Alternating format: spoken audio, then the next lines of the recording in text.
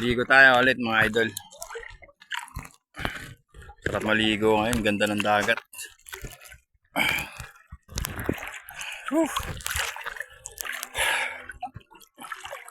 Whew.